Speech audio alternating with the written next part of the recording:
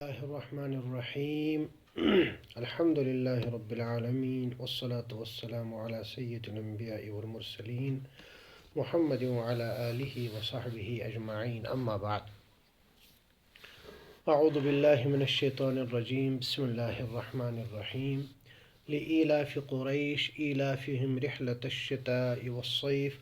فليعبدوا رب هذا البيت الذي أطعمهم من جوع وآمنهم من خوف.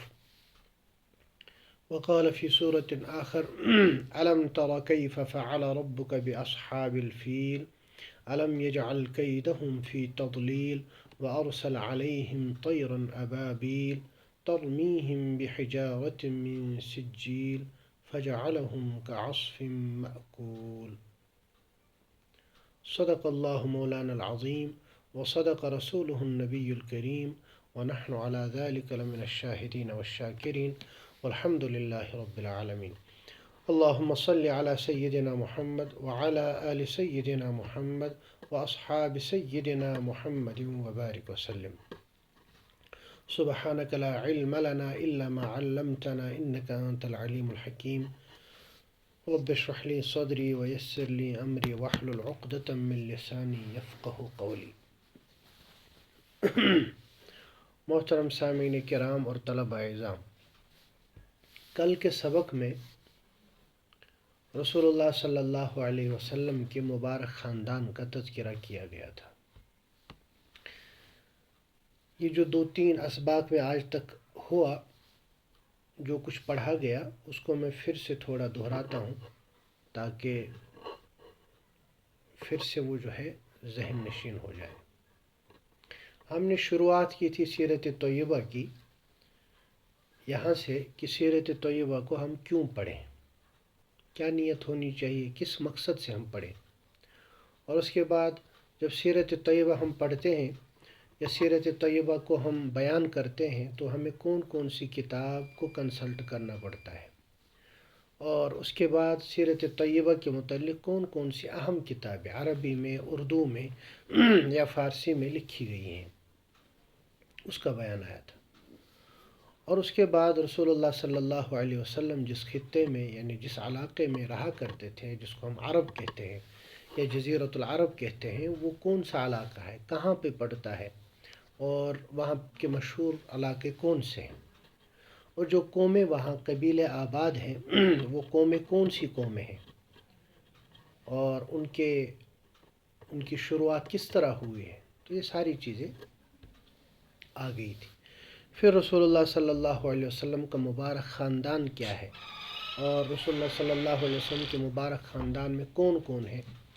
تو جو ان میں حضرت عدنان تک بڑے بڑے بزرگ رہے ہیں، ان بزرگوں میں سے کچھ حضرات کا ہم نے تذکرہ کیا تھا، چونکہ صحیح احادیث میں حضرت عدنان تک ہی نسب محفوظ ہے صحیح احادیث میں، تو اس وجہ سے ہم نے صرف حضرت عدنان تک جو بزرگ ہیں ان کا تذکرہ کیا تھا۔ حالانکہ بعض روایتوں میں اس سے بھی اوپر تک حضرت سیدنا آدم علیہ نبینا علیہ الصلوۃ والسلام تک نسب کو بیان کیا گیا ہے،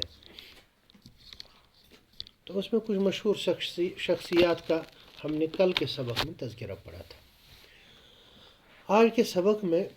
رسول اللہ صلی اللہ علیہ وسلم کے دادا جان خواجہ عبد المطلب اور والد مکرم حضرت خواجہ عبداللہ، ان دو کا تذکرہ انشاءاللہ ہوگا۔ کل جب سبق چل رہا تھا تو ایک شخصیت کا تذکرہ آیا، یعنی پڑ دادا جو رسول اللہ صلی اللہ علیہ وسلم کے دادا کے والد صاحب ہیں، ان کا تذکرہ آیا تھا۔ ان کا نام ہم نے بتایا تھا ہاشم، اور یہ بھی کہا تھا کہ ہاشم بڑی عظیم الشان کمالات کے مالک تھے، اور عرب میں ان کو سب اپنا سردار مانتے تھے، اور انہوں نے عرب کے لیے خاص طور پر مکہ معظمہ میں رہنے والے لوگوں کے لیے کیا چیزیں کی، کیا کیا قربانیاں دی، وہ ساری باتیں آ گئی تھی کل کے سبق میں۔ اور یہ بھی آیا تھا کہ وہ جب ایک مرتبہ ایک قافلے کے ساتھ تجارت کے سلسلے میں نکلے تو مدینہ طیبہ میں ان کا نکاح ہوا 25 سال کی عمر میں، اور اس خاتون کا نام تھا سلمہ بنت عمر جو بنو نجار کی تھی۔ تو جب وہاں نکاح ہوا تو نکاح کے بعد پھر رخصتی بھی ہوئی، رخصتی کے بعد جو ہے اللہ تعالیٰ نے ان کو حمل عطا کیا اور بچہ پیدا ہو گیا، لیکن حمل کے فوراً بعد ہی حضرت ہاشم وہاں سے نکل گئے، اور یہ فلسطین کے علاقے میں جو غزہ جس کو ہم کہتے ہیں، آج کے زمانے غزہ پٹی اس کو کہتے ہیں، تو وہیں پہ ان کا انتقال ہو گیا، یعنی 25 سال کی عمر میں ان کا انتقال ہو گیا۔ اب سلمہ بنت عمر کو جو حمل تھا، یعنی جو بچہ ہوا تھا جو پھر بعد میں پیدا ہوا، تو وہ جو بچہ پیدا ہوا اسی بچے کو نام رکھا گیا اس کا شیبہ۔ اس کی بھی وجہ کل ہی بتائی تھی کہ ان کے کچھ سفید بال تھے، اور سفید بال ان کو یا بوڑھے انسان کو عربی میں شیبہ کہا جاتا ہے، تو اس نام سے وہ مشہور ہو گئے مدینہ طیبہ میں۔ اب حضرت ہاشم کا تو انتقال ہو گیا، اب یہ جو شیبہ تھا ان کا نام جو ہے بعض روایتوں میں شیبۃ الحمد بھی آتا ہے، اور بعض روایتوں میں خالی شیبہ ان کا نام آیا ہے۔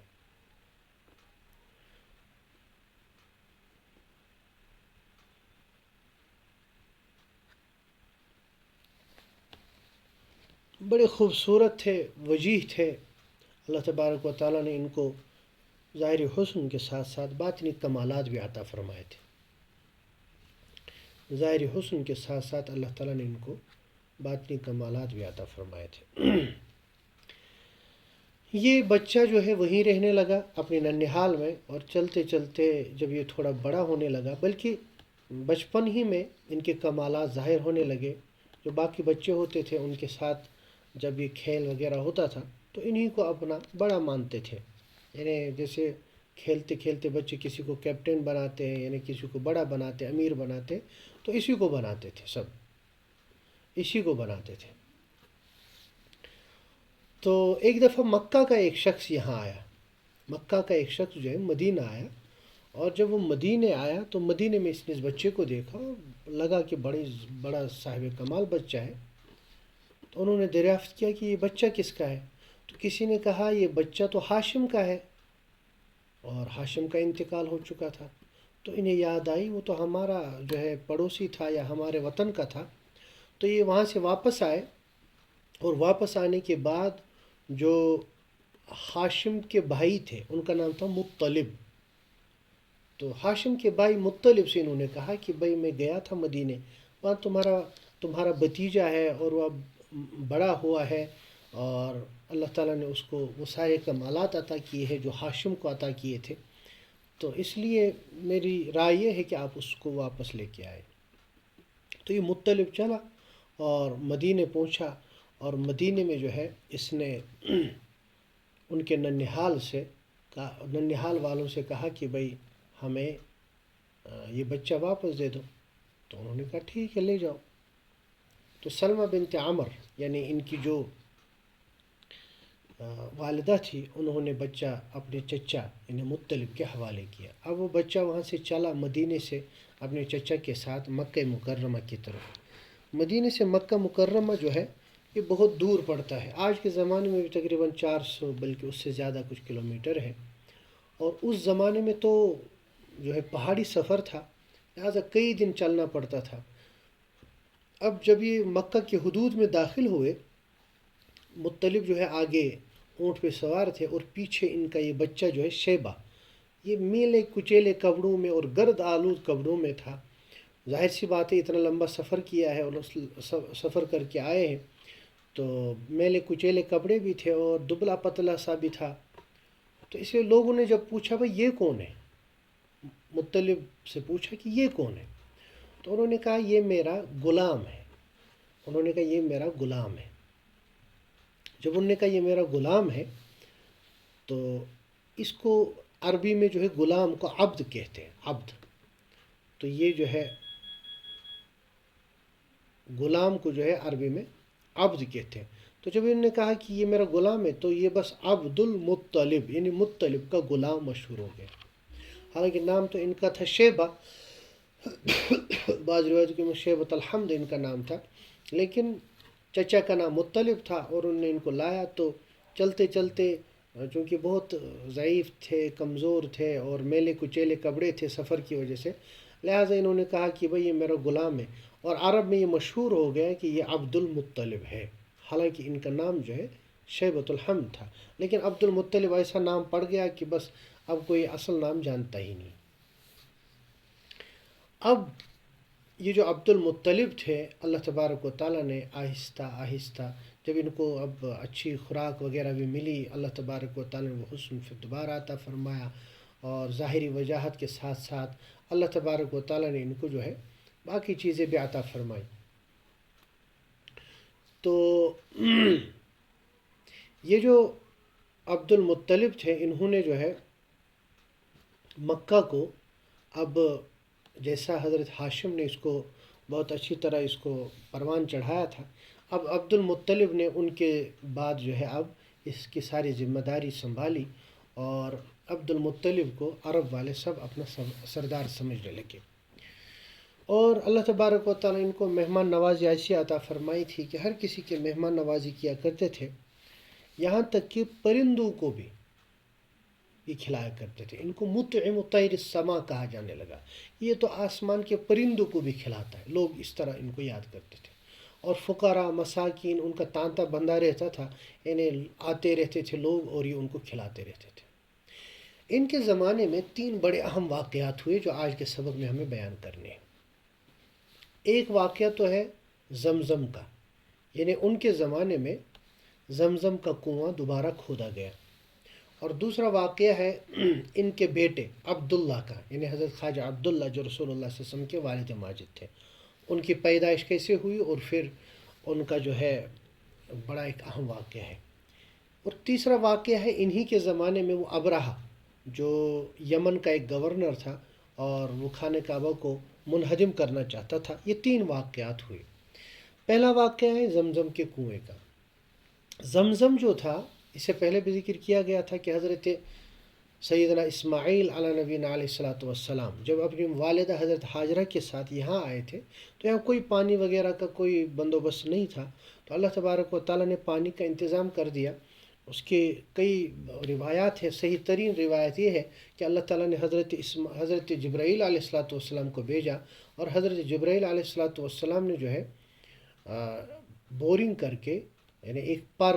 زمین کے اندر مارا، اور اس سے جو ہے چشمہ وہاں سے پھوٹ پڑا. تو اسی سے یہ چشمہ شروع ہو گیا، اور اسی سے جو ہے یہ زمزم کا چشمہ یا زمزم کا کنواں جس کو ہم کہتے ہیں یہ شروع ہو گیا، اور اس کے بعد یہ چلتا رہا. حضرت اسماعیل علیہ الصلاۃ والسلام کا نکاح جرہم میں ہوا تھا. یہ بھی ذکر کیا گیا تھا. جرہم ایک پرانا قبیلہ تھا جو یمن سے آ گئے تھے ہجرت کر کے، ان کے ساتھ ہوا. آہستہ آہستہ جب آگے چلے، حضرت اسماعیل کے بعد ان کے بیٹے تھے حضرت قیدار، وہ جو ہے اس کے متولی ہوئے، یعنی خانہ کعبہ کے متولی ہوئے. اس کے بعد چلتا رہا آگے اسی طرح سلسلہ. تو ایک زمانے میں جرہم کا اور بنو اسماعیل کا آپس میں جو ہے کسی وجہ سے جھگڑا ہو گیا، اور جرہم نے جو ہے بہت زبردست شدت کی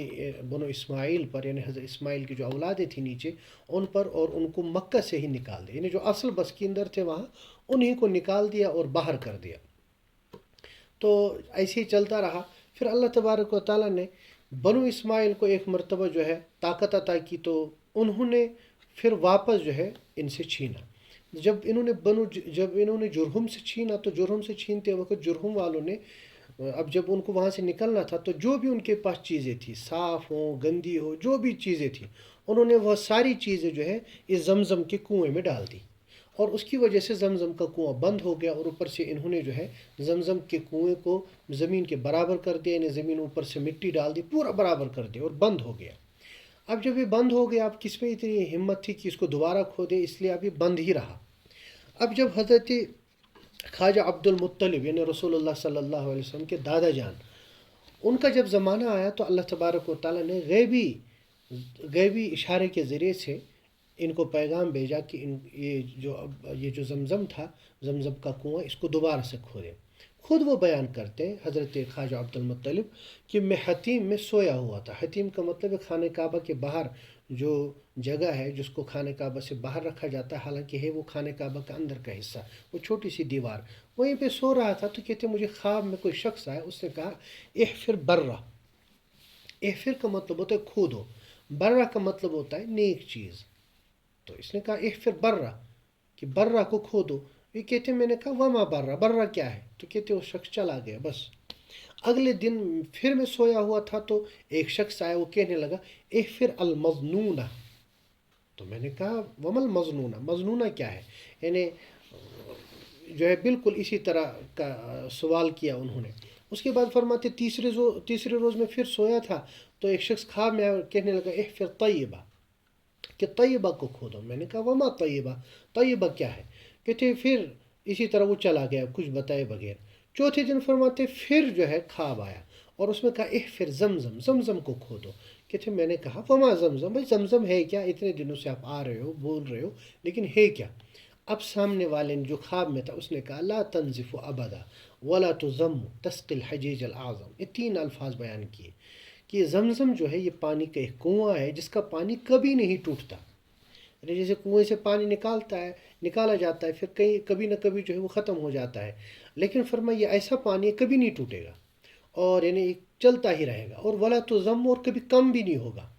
اور بے شمار حاجی لوگ اس سے سیراب ہوں گے. اس کے بعد اس سے خواب میں بتایا کہ یہ جگہ ہے، یہاں پہ کھودو. تو حضرت خواجہ عبد المطلب انہوں نے جب دیکھا تو چونکہ یہ بالکل سچا خواب لگا انہوں نے اگلے دن قریش کے جو باقی لوگ تھے ان کو بھی اپنا خواب بتایا کہ بھائی اس طرح میں نے خواب میں دیکھا ہے. تو جب انہوں نے خواب بتایا تو انہوں نے جو ہے واپس کہا کہ بھائی یہ کیا پاگل پنا، کیا بات کر رہے ہو آپ؟ تو لیکن چونکہ انہوں نے خواب دیکھا تھا اور خواب کے اوپر ان کو یقین تھا، اس لیے انہوں نے اپنا بیٹا، ان کا ایک بیٹا تھا اس زمانے میں حارث، انہوں نے اس بیٹے سے کہا کہ بیٹا چلو ہمیں جو خواب میں بتایا گیا ہم وہاں پہ کنواں کھودتے ہیں. تو عبد المطلب ایک کدال لے کر جو ہے کھودنے لگے، اور حارث جو ان کے بیٹے تھے وہ مٹی اٹھا کر پھینکتے تھے باہر. تو لوگ ہنستے تھے وہی کیا کر رہا ہے، لیکن سردار تھے. 3 دن تک اسی طرح کھودتے رہے. تو 3 دن کے بعد جو ہے تھوڑی بہت من ظاہر ہو گئی. من کا مطلب ہوتا ہے کنویں کے اوپر جو تھوڑی سی ہم جو پتھر باندھتے اس کو من کہتے ہیں. تو جو ہی یہ ظاہر ہو گیا تو انہوں نے بڑی بلند آواز سے کہا ہاذا طوا اسماعیل، کہ بھائی یہی تو حضرت اسماعیل کا کنواں ہے. اب اس کے بعد جو ہے انہوں نے پورا جو ہے زمزم کا کنواں کھودا، اور اس کے بعد وہاں سے الحمدللہ پانی بھی نکل آیا. اور اس کے بعد انہوں نے چھوٹے چھوٹے حوض جو ہے پولز انہوں نے تیار کیے، اور اس میں پانی رکھتے تھے تاکہ جو بھی حاجی آئے وہ جو ہے اس میں سے پانی پئیں. لیکن اس کے بعد عجیب واقعہ یہ ہوا کہ یہ جو قریش کے باقی لوگ تھے وہ ان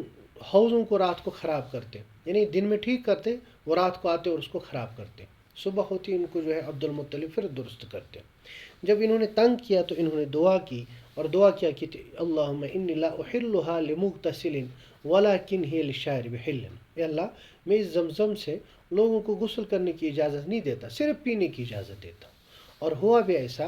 کہ اب جو اس سے غسل کرنا چاہتا یا اس کو جو ہے خراب کرنا چاہتا تو فوراً جو ہے وہ بیمار ہو جاتا یا اس کو کوئی نہ کوئی بیماری لگ جاتی.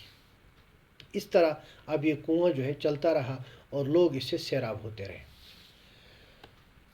جب یہ زمزم کا کنواں کھود رہے تھے، چونکہ ایک بیٹا تھا حارث اور یہ خود،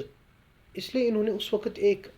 جو ہے اللہ تبارک و تعالیٰ سے ایک منت مانی تھی. اللہ تعالیٰ سے منت کیا مانی؟ اے اللہ اگر آپ نے مجھے 10 بیٹے عطا کیے اور جو میرے دست بازو بنے، یعنی میرے جو ہے میرے ہیلپ فل بنے، تو ان میں سے ایک بیٹے کو میں تیرے لیے قربان کروں گا، ذبح کروں گا. اللہ تبارک و تعالیٰ نے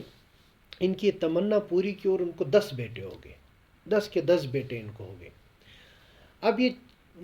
جو ہے وقت چلتا رہا، یہ بھول گئے کہ میں نے کیا اللہ تعالیٰ سے نظر مانی تھی. ایک دفعہ خانہ کعبہ کے پاس ہی پھر سے سو رہے تھے تو انہوں نے خواب دیکھا. خواب میں ایک شخص آیا اور کہنے لگا یا عبد المطلب اوفی بنذرک لرب ھذا البیت. اے عبد المطلب وہ نظر جو آپ نے مانی تھی اس سے پہلے، وہ اس گھر کے مالک یعنی اللہ کے لیے اس کو پورا کرو. عبد المطلب خواب سے بیدار ہو گئے اور ان کو یاد آ گیا، سب بیٹوں کو جمع کیا اور ان سے کہا کہ دیکھو میں نے اس طرح ایک نظر مانی تھی اور اللہ تبارک و تعالیٰ نے میری وہ نظر پوری فرمائی، تو اب مجھے جو ہے آپ میں سے کسی کو ذبح کرنا ہے، اللہ کے لیے قربان کرنا ہے۔ سب اتنے مطیع اور فرما بردار تھے، سب نے کہا آپ اپنی نظر پوری کیجئے، وفعل ما شئت، جو آپ چاہے کریں، یعنی اتنے اچھے بچے تھے۔ تو عبد المطلب نے کہا کہ اب کس طرح کریں، کسی نے مشورہ دیا ہوگا یا خود ہی چاہا کہ اب میں اس قرا ڈالوں، جس کو ہم چیر کہتے ہیں، یعنی جس کے نام پہ قرا نکلے گا وہ اسی کے نام اسی کو جو ہے ذبح کیا جائے گا۔ جب قرا نکالا یعنی قرا ڈالا تو قرا حضرت خواجہ عبداللہ یعنی رسول اللہ صلی اللہ علیہ وسلم کے جو والد ماجد تھے ان کے نام کا نکلا، اور عبد المطلب کو یہ سب سے زیادہ محبوب تھے، یعنی عبداللہ سب سے زیادہ محبوب تھے، اس لیے جب یہ نکلا تو انہوں نے کہا بھائی نکلا ہے اس لیے بسم اللہ کر کے ہم ان کو جو ہے ذبح کریں گے۔ جب ان کو لے کے آگے چلے اور آگے کچھ بہنیں تھیں، ان بہنوں نے دیکھا اور انہوں نے دیکھا کہ ہمارا بھائی جو ہے اس کو تو قربان گاہ کی طرف لے جایا جا رہا ہے، یعنی وہ تو قربان ہو جائے گا ہمارا بھائی، تو اس لیے انہوں نے بڑی منت سماجت کی کہ اس کو آپ چھوڑ دیں۔ تو ان بہنوں میں سے کسی نے کہا کہ آپ ایسا کریں، آپ عبداللہ کو اور 10 اونٹوں کو جو ہے یعنی عبداللہ کے بدلے میں 10 اونٹوں کو آپ ذبح کیجئے۔ البتہ اس کا طریقہ یہ بتایا کہ اس کا طریقہ یہ ہوگا کہ آپ جو ہے ایک طرف عبداللہ کا نام اور ایک طرف 10 اونٹ رکھیے، تو اگر 10 اونٹ نکلے تو 10 اونٹ کو ذبح کیجئے۔ تو جب انہوں نے ایسا کیا تو نہیں نکلا، ان کا نام نہیں نکلا، یعنی 10 اونٹوں کا نام نہیں نکلا بلکہ عبداللہ کا۔ پھر انہوں نے اور 10 اونٹ بڑھائے، یعنی ایک طرف 20 اونٹ دوسری طرف حضرت عبداللہ، پھر جب نہیں نکلا پھر 30 اونٹ، اس طرح کرتے کرتے ایک طرف 100 اونٹ رکھے اور ایک طرف عبداللہ کا نام رکھا، تو اب 100 اونٹ نکلے۔ تو اس لیے انہوں نے 100 اونٹ جو ہے ذبح کرنے کا ارادہ کیا، اور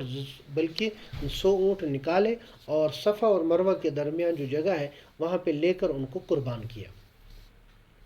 یہیں سے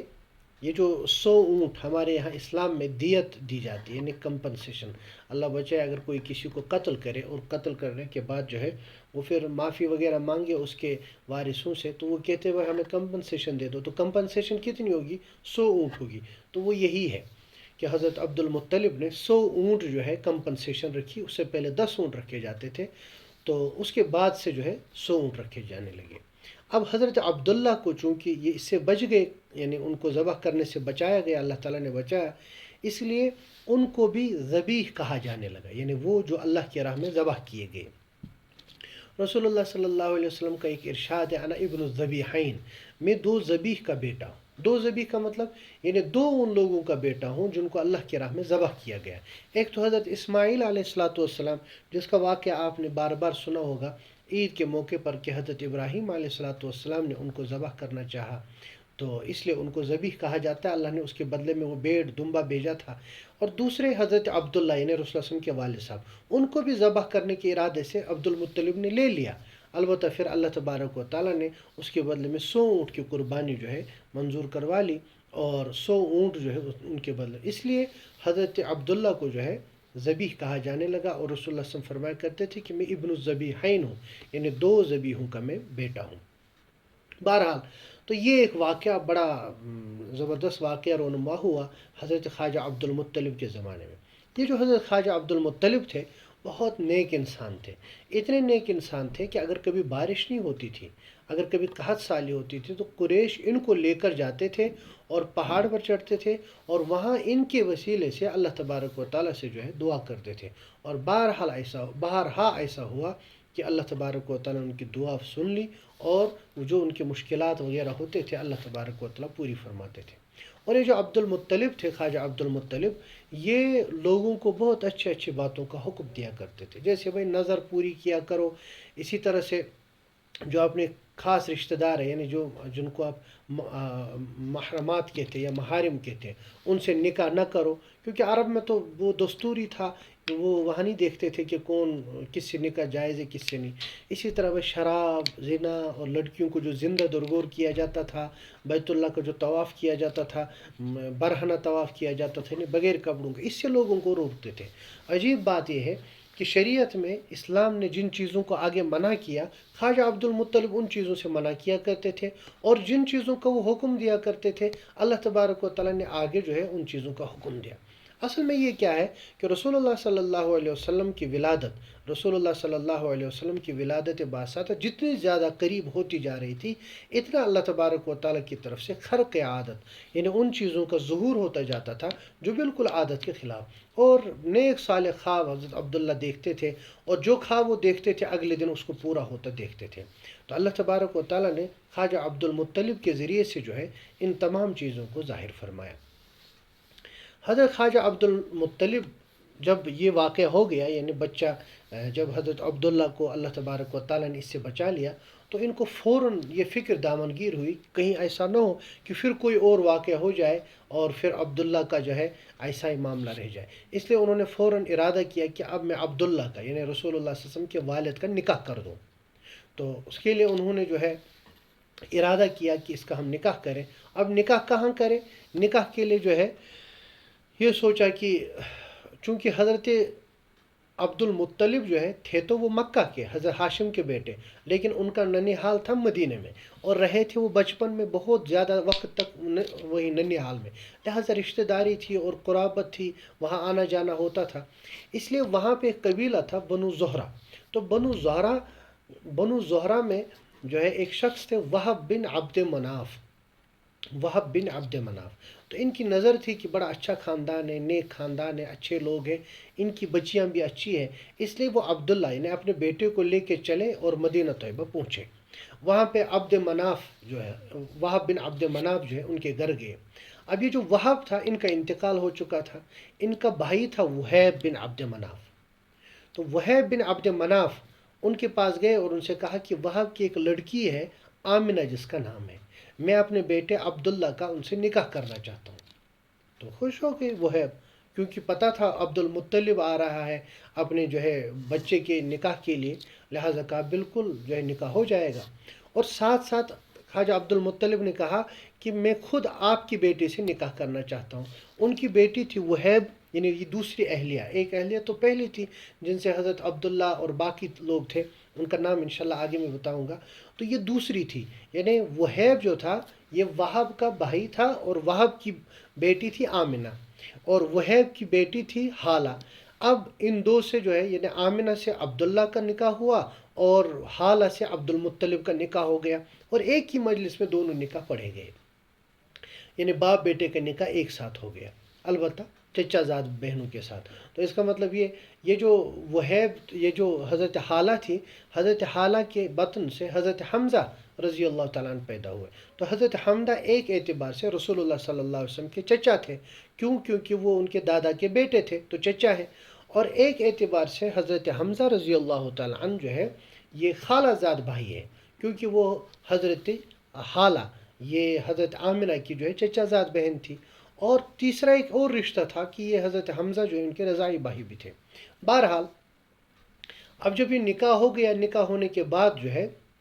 پھر آگے کیا ہوا، اس سے پہلے ایک حدیث ہے حضرت سیدنا ابن عباس رضی اللہ تعالیٰ کی، وہ فرماتے ہیں کہ جب حضرت خواجہ عبد المطلب اپنے بیٹے عبداللہ کا نکاح کرانے کے لیے لے کر چلے، تو راستے میں ایک یہودی عورت کو دیکھا، اور یہودی عورت کا نام تھا فاطمہ بنت مر، بڑی زبردست قابل عورت تھی، تورات انجیل یعنی بائبل سب اس کو جو ہے یاد تھی اور اس نے پڑھا تھا۔ تو اس نے جو ہی حضرت عبداللہ کو دیکھا، جو ہی حضرت خواجہ عبداللہ کو دیکھا تو چہرے میں نور نبوت نظر آیا۔ اس کے فوراً بعد وہ کہنے لگی کہ میں جو آپ نے 100 اونٹ آپ کے بدلے میں جو ہے دیے گئے ہیں، وہ 100 اونٹ میں آپ کو دوں گی، یعنی 100 اونٹ میں آپ کے نظر کروں گی، اور اس کے بدلے میں جو ہے آپ میرے ساتھ نکاح وغیرہ کچھ کرو۔ تو حضرت خواجہ عبداللہ نے اس وقت اشعار پڑھے، اشعار بڑے عجیب تھے۔ فرمایا اما الحرام فالممات دونہ والحل لا حل فاستبینہ فکیف بالامر الذی تبغینہ یحمل الکریم عرضہ ودینہ، کہ حرام کام کرنے سے بہتر تو ہے کہ موت آ جائے، یعنی حرام کام کرنے سے آسان ہے کہ موت آ جائے، اور جو کام حلال نہیں ہو اس کو تو میں کر ہی نہیں سکتا، اور جس ناجائز کام کی آپ مجھ سے طلب کر رہی ہیں وہ کیسے ممکن ہے؟ جو کریم آدمی ہوتا ہے، شریف انسان ہوتا ہے، وہ تو اپنی عزت اور اپنے دین کی پوری حفاظت کرتا ہے۔ اس سے پتہ چلتا ہے کہ اللہ تبارک و تعالیٰ نے حضرت خواجہ عبداللہ کو کون سی کیسی بصیرت عطا فرمائی تھی، اور عرب کے اس ماحول میں جس ماحول کا آپ کو تذکرہ ہو، جس کا تذکرہ کیا گیا کہ انتہائی وحشتناک جو ہے حالات تھے، اور اللہ بچائے سے خطرناک حالات تھے، ان حالات میں بھی حضرت خواجہ عبد المطلب بھی کیسے نیک اور پارسا انسان تھے، اور حضرت عبداللہ بھی کتنے پاک باز انسان تھے کہ بڑی جوانی میں ایک عورت ان کو بلا رہی ہے اور کہہ رہی ہے 100 اونٹ میں دوں گی، 100 اونٹ میں دوں گی، لیکن اس کے بدلے میں جو ہے، اس کے بدلے میں بھی آپ ہی کا فائدہ ہے۔ لیکن اس وقت اپنے دامن کی حفاظت کرنا اور اپنی عزت اور عصمت کی حفاظت کرنا، یہ حضرت عبداللہ نے اس وقت سکھایا۔ تو بہرحال حضرت عبداللہ کا جب نکاح ہوا، پھر جب واپس آنے لگے تو یہی عورت اسی عورت کے پاس سے گزر ہوا، تو وہ عورت پریشان ہوگی اور کہنے لگی عبداللہ تم جب یہاں سے گئے تھے تو کس کے پاس گئے؟ تو نکاح میں وہب بن عبد مناف کی صاحبزادی جو ہے حضرت آمنہ، اس سے نکاح کیا،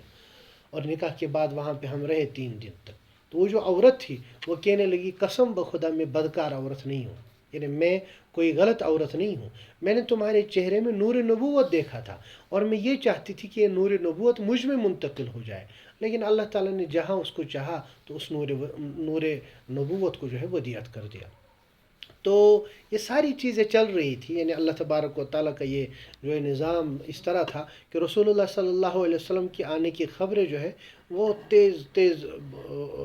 جو ہے تیزی کے ساتھ آ رہی تھی، بالکل اس طرح جیسے صبح روشن ہونے والی ہو، یعنی صبح جو ہے آفتاب طلوع ہونے والا ہو تو اس سے پہلے کیا ہوتا ہے، تھوڑی تھوڑی تھوڑی روشنی آ جاتی ہے، جب تک پھر سن رائز ہوتا ہے، آفتاب طلوع ہوتا ہے، تب تک پوری دنیا چمک رہی ہوتی ہے، بالکل اسی طرح کے حالات ہو رہے تھے۔ اس کے بعد جب حضرت عبداللہ کا نکاح بھی ہوا، اس کے بعد انہوں نے ارادہ کیا کہ وہ ملک شام جائے تجارتی قافلہ لے کر۔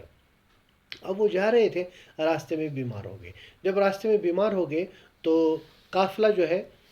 جب وہ بیمار ہو گئے تو ان سے کہا گیا کہ آپ مدینے ہی میں ٹھہرے، تو یہ مدینے میں ٹھہرے۔ اب قافلہ واپس چلا گیا اور مکہ بھی پہنچا، تو عبد المطلب نے وہاں کہا کہ عبداللہ کہاں ہے؟ تو قافلے والوں نے کہا کہ وہ بیمار ہو گئے تھے اور وہ مدینے ہی میں رکے رہے۔ تو عبد المطلب نے فوراً اپنے جو بڑے فرزند تھے ان کے حارث، ان کو کہا کہ آپ فوراً چلے جاؤ اور وہاں دیکھو ان کا حال کیا ہے۔ حضرت حارث جو ہے جو ہی واپس آئے، مدینہ طیبہ پہنچے تو وہاں دیکھا کہ حضرت عبداللہ کا انتقال ہو چکا تھا۔ 1 ماہ بیمار رہے تھے اور اس کے بعد جو ہے یہ فوت ہو گئے، اور وہی مدینہ منورہ میں ان کو دفن کر دیا گیا۔ اس وقت رسول اللہ صلی اللہ علیہ وسلم جو ہے ابھی اپنی والدہ ماجدہ ہی کے شکم میں تھے، یعنی ابھی رسول اللہ صلی اللہ علیہ وسلم کی ولادت نہیں ہوئی تھی۔ اس وقت جب حضرت عبداللہ کا انتقال ہوا، کیا عمر تھی؟ بعض روایت سے پتہ چلتا 25 سال ان کی عمر تھی، اور بعض روایت سے پتہ چلتا ہے ان کی عمر اس وقت 18 ہی سال تھی۔ 18 سال کی جو ہے عمر میں ان کا نکاح ہو گیا تھا، اور اس کے فوراً بعد انتقال ہو گیا تھا۔ بہرحال یہ واقعہ ہو گیا، اور اس کے بعد اب آگے حالات چلتے گئے۔ رسول اللہ صلی اللہ علیہ وسلم کی ولادت سے 50 دن پہلے، یا بعض روایتوں کے مطابق 55 دن پہلے، بعض روایتوں کے مطابق 50 دن اور بعض روایتوں کے مطابق 55 دن پہلے ایک عجیب و غریب واقعہ ہوا۔ واقعہ کیا ہوا؟ نجاشی یعنی حبشہ کا ایک بادشاہ، یہ یمن اور ایتھوپیا، یمن جو ہے تو جزیرۃ العرب میں پڑتا ہے، البتہ اس کے اس پار یعنی دریا کے اس پار افریقہ جو ہے، افریقہ میں ایتھوپیا پڑتا ہے، بالکل وہ بھی اس کے سمندر کے کنارے پہ ہے۔ تو یمن کے اوپر بھی حبشہ کا یعنی ایتھوپیا کا کنٹرول تھا۔ تو وہاں کا جو بادشاہ تھا، نجاشی اس کو کہتے تھے، اس نے یمن کے لیے ایک حاکم رکھا تھا، یعنی یمن کا ایک گورنر رکھا تھا، اس کا نام تھا ابرہہ۔ یہ جو ابرہہ تھا یہ بڑا جو ہے یہ کرسچن تھا، اور بڑا متعصب کرسچن تھا، اور بہت تعصب سے کام لیتا تھا۔ تو اس نے ایک دفعہ دیکھا کہ یہ لوگ جو ہے دور دور عرب علاقوں سے آتے ہیں اور پھر مکہ جاتے ہیں، اور مکہ میں جو ہے خانہ کعبہ طواف کرتے ہیں، وہاں رہتے ہیں۔ تو اس نے کہا کہ کیوں نہ میں اس سے بھی اچھی عمارت اپنے ہی یہاں بناؤں، یعنی یمن ہی میں اس سے اچھی عمارت بناؤں، اور لوگوں کو میں کہوں بھائی تم وہاں کیوں جاتے ہو، یہیں آؤ۔ یعنی یہ عقل کا اندھا تھا، اسے پتہ تھا شاید لوگ اس لیے جاتے کہ وہ کوئی عمارت ہے وہاں، حالانکہ وہ تو اللہ تبارک و تعالیٰ نے حضرت سیدنا آدم علیہ نبینا علیہ السلام کے وقت سے جو ہے وہاں پہ یہ بنایا تھا۔ اور پھر جو ہے یہ تو ایک یعنی اللہ تبارک و تعالیٰ کی تجلیات کا وہ ایک مرکز تھا، لیکن یہ سوچ رہا تھا شاید عمارت ہے اور عمارت ہی کی وجہ سے یہ آتے ہیں، تو اس نے وہاں ایک عالی شان گرجا گھر بنایا، یعنی عیسائیوں کا جو گرجا گھر تھا وہ بنایا، اور اس کے بعد جو ہے لوگوں سے کہا بھائی اسی کا اب طواف کیا کرو، یہیں پہ آیا کرو۔ عرب میں یہ خبر پھیلی، تو اب عرب میں ایک قبیلہ تھا کنانہ کا، وہاں کے کچھ لوگ آئے، اور آنے کے بعد جو ہے دو روایتیں، ایک روایت سے پتہ چلتا ہے کہ وہ آئے اور ان میں سے ایک نے اس عمارت میں جا کے نجاست کر دی، یعنی پیشاب کر دیا، بعض روایتوں سے۔ بعض روایتوں کے مطابق وہ آئے، وہاں سے کچھ سرفرے نوجوان تھے، اور وہ وہاں جو ہے آگ انہوں نے جلائی باہر، اور اس کے اندر وہ اپنا جو ہے کچھ کھانا پکا وغیرہ رہے تھے، تو وہاں سے ایک چنگاری اٹھ کے جو ہے وہ اس گرجا گھر میں لگی، اور یہ سارا کا سارا جل گیا۔ اب جب سارا گرجا گھر جل گیا تو ابرہہ کو بڑا غصہ آیا، اور اسے قسم کھائی کہ جب تک میں خانہ کعبہ کو ختم نہیں کروں گا، منہدم نہیں کروں گا، ڈھا نہیں دوں گا، تب تک میں جو ہے سانس نہیں لوں گا۔ اب اسی ارادے سے مکہ پر فوج کشی کرنے لگا، اور اس کے لیے اس نے جو ہے بڑا ایک لشکر لیا، اور جو بھی بیچ میں آتا اس کو تہس نہس کرتا، بڑے بڑے قبائل آئے، انہوں نے جو ہے ان کا مقابلہ کرنا چاہا، تو لیکن اس نے تہس نہس کیا۔ چلتے چلتے یہ پہنچا مینا کی وادی میں، جہاں حاجی جو ہے جاتے ہیں آج کے زمانے میں حج کرنے، پھر وہ مینا میں وہ ٹینٹس جہاں پہ ہوتے ہیں وہیں پہ ایک جگہ ہے، اس کو محصر کہا جاتا ہے، وہیں پہ یہ پہنچا۔ اور وہاں پہ جب پہنچا تو جو اس کے باقی لوگ تھے، چونکہ وہ لشکری جو ہے آگے آگے جا رہے تھے، اس لیے انہوں نے مکہ والوں کے سب اونٹ وغیرہ جو بھی ان کے چوپائے تھے ان کو جو ہے جمع کر کے اس کو جو ہے اپنے قبضے میں رکھا۔ تو خانہ کعبہ کے اس زمانے میں متولی تھے حضرت خواجہ عبد المطلب، یہ رسول اللہ صلی اللہ علیہ وسلم سے صرف 50 دن یا 55 دن پہلے کی بات ہے۔ تو یہ جو رسول اللہ صلی اللہ علیہ وسلم کے دادا جان تھے، وہ آئے کچھ لوگوں کو لے کر، اور ابرہہ کے پاس آئے۔ ابرہہ کے پاس جو ہی وہ گھسے تو ابرہہ پہ روب ان کا طاری ہو گیا، اور وہ جو ہے اپنی جو اس کا تخت تھا اس سے نیچے آ گیا، اور نیچے بیٹھا، اور خواجہ عبد المطلب کو بھی وہیں پہ بٹھایا اپنے ساتھ، اور اس کے بعد بات کرنے لگا۔ تو انہوں نے کہا کیسے آنا ہوا؟ بیچ میں کوئی ترجمان تھا، یعنی ٹرانسلیٹر تھا، تو انہوں نے کہا کہ دیکھو آپ لوگوں نے جو ہے ہمارے مال مویشی ہمارے جو ہے ان کو آپ نے قبضے میں کر رکھا ہے، البتہ ان میں سے 200 اونٹ میرے ہیں، ان میں سے جو ہے 200 اونٹ میرے ہیں، لہٰذا وہ 200 اونٹ دیجیے۔ یہ جو عبد المطلب تھا، عبد المطلب نے جب ایسا کیا تو ابرہہ کو بڑا تعجب ہوا کہ یہ ایسا شخص کیا بات کر رہا ہے، یہ تو ان کا سردار ہے، خانہ کعبہ کا متولی ہے، اس کو تو ہمیں یہ کہنا چاہیے تھا کہ بھائی ہمارے ساتھ مذاکرات کرو خانہ کعبہ کے سلسلے میں۔ تو یہ کہنے لگا ابرہہ اس سے کہ تعجب کی بات ہے، تم اپنے اونٹوں کے بارے میں مجھ سے بات کر رہے ہو، خانہ کعبہ جو تمہارا اور تمہارے آبا و اجداد کا دین اور مذہب ہے اس کے بارے میں تم کوئی بات ہی نہیں کرتے کہ میں اس کو ختم کرنے کے لیے آیا ہوں۔ تو خواجہ عبد المطلب نے اس کو جو بات بیان فرمائی بڑی عجیب و غریب، کہا انا رب الابل وللبیت رب سیمنعہ، کہ میں تو اونٹوں کا مالک ہوں، خانہ کعبہ کا مالک تو اور کوئی ہے، اور جو اس کا مالک ہے وہ خود بخود اس کو بچا لے گا۔ تو ابرہہ کو اللہ تبارک و تعالیٰ نے جو چپ کرا دیا، تو بہرحال عبد المطلب جو ہے اونٹوں کے ساتھ وہاں سے چل دیے یہ جو اونٹ۔ اس کے بعد وہ مکہ کی بستی میں آئے، اور بستی میں آنے کے بعد جو ہے انہوں نے لوگوں سے کہا کہ بھئی دیکھو سب یہاں سے نکل جاؤ، اور نکلنے کے بعد جو ساتھ کی پہاڑیاں ہیں انہی پہاڑیوں کے اوپر رہو، اور وہیں سے نظارہ کرو کہ کیا ہونے والا ہے، اب دیکھتے ہیں ہم کیا ہوگا۔ اب اس وقت خواجہ عبد المطلب خانہ کعبہ کے پاس آئے، کچھ لوگوں کو لے کر آئے، اور اس وقت دعا کی، اور بڑی عجیب و غریب دعا کی، جو ہے گڑ گڑا کر دعا کی، روتے روتے دعا کی۔ اس کو ایک جو ہے اشعار میں انہوں نے بیان کیا، کہا اللہم ان المرء یمنع رحلہ فامنع رحالک وانصر علی آل الصلیب وعابدیہ اليوم آلک لا یغلبن صلیبهم ومحالهم ابدا محالک جروا جمیع بلادهم والفیل کی یسبو عیالک عمدوا حماک بکیدهم جہلا وما رقبوا جلالک۔ اس کا مطلب ہے اللہ تعالیٰ سے دعا کرنے لگے، اے اللہ ہر کوئی انسان یعنی ہر کوئی بندہ اپنی جگہ کی حفاظت کرتا ہے، تو اپنے مکان کی خود ہی حفاظت کر۔ اس وقت کرسچن یہاں آئے ہیں، اور جو صلیب ہے یعنی کرائسٹ اس کے پرستار آئے ہیں، اور وہ ہم سے مقابلہ کرنا چاہتے ہیں، تو اس لیے ہماری تو مدد فرما۔ ان کی یعنی یہ جو کرسچنز ہیں ان کی تدبیر ان کی تدبیر پر تو اپنی تدبیر کو غالب فرما، کیونکہ تیری تدبیر جو ہے پر یہ غالب نہیں آ سکتے۔ لشکر اور ہاتھی چڑھا کر یہ لائے ہیں، اور تیرے عیال کو ایک قید کرنا چاہتے ہیں، تیرے حرم کی بربادی کے ارادے سے آئے ہیں، اور یہ سب یہ جہالت کی بنا پر کر رہے ہیں، کیونکہ ان کو تیری عظمت اور تیرے جلال کو کچھ پتہ نہیں۔ اب حضرت خواجہ عبد المطلب دعا کر کے جو ہے وہاں اوپر پہاڑی پہ چڑھ گئے، اور ابرہہ جو ہے وہ اپنا لشکر لے کر خانہ کعبہ کی طرف چلا، اور خانہ کعبہ کو گرانے کے لیے۔ یہ جو ابرہہ تھا، ابرہہ کے لشکر میں اس کا جو ہے اس کا ایک ہاتھی تھا، بہت بڑا ہاتھی، جس کا نام تھا محمود۔ اس ہاتھی کا نام تھا محمود۔ تو عجیب روایتوں میں آتا ہے کہ اس کو جب وہ خانہ کعبہ کی طرف لے جاتے تھے تو یہ نہیں چلتا تھا، اور خوب اس کو مارتے تھے، بلکہ بعض روایتوں سے پتہ چلتا ہے لوہے سے اس کو مارتے تھے، لیکن پھر بھی نہیں چلتا تھا۔ پھر اور کسی ڈائریکشن میں لے جاتے تھے تو یہ چلتا تھا۔ جب ایسا ہو گیا تو یہ اب کوشش کر رہے تھے کہ کسی طرح وہاں سے چلے اور خانہ کعبہ کو منہدم کرے۔ اتنے میں اللہ تبارک و تعالیٰ نے ایک خاص قسم کی کچھ چڑیاں جو ہے ان کو سمندروں سے بھیج دیا، سمندروں کے پاس سے بھیج دیا، اور وہ گولوں کے گول یعنی گروپوں میں وہ آئے، اور ان کے پاس 3 کنکر تھے، ایک چونچ میں اور 2 جو ہے 2 پنجوں میں 2 پتھر تھے، اور اس کو وہ چھوڑتے تھے ان کے اوپر۔ تو روایت میں آتا ہے کہ جس بندے کے اوپر وہ گرتا تھا اس کو اوپر سے نیچے تک بالکل کراس کرتا تھا، جس طرح آج کے زمانے میں گولی اوپر سے نیچے تک کراس کر سکتی ہے، بالکل اسی طرح۔ بلکہ کچھ تو ایسی تھی کہ اگر ہاتھی کے اوپر بھی گر جاتی تھی تو ہاتھی کو کراس کر کے نیچے زمین پر جو ہے وہ گر جاتی تھی۔ تو اللہ تبارک و تعالیٰ نے ان جو ہے پرندوں کے ذریعے سے ان کی حفاظت فرمائی، اور یہ سارا کا سارا لشکر جو ہے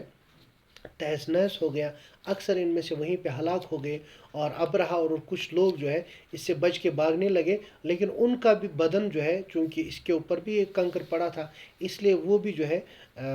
بیمار ہو گیا، اور چلتے چلتے اس طرح وہ واپس چلا کہ اس کا جسم جو ہے کٹ رہا تھا، کٹتے کٹتے گرا، اور جب وہ یمن سے قریب ہی پہنچا کہ وہ سارا کا سارا جو ہے ختم ہو گیا اور وہ مر گیا۔ تو اللہ تبارک و تعالیٰ نے اس پورے کا تذکرہ جو ہے سورہ فیل میں کیا۔ الم تر کیف فعل ربک باصحاب الفیل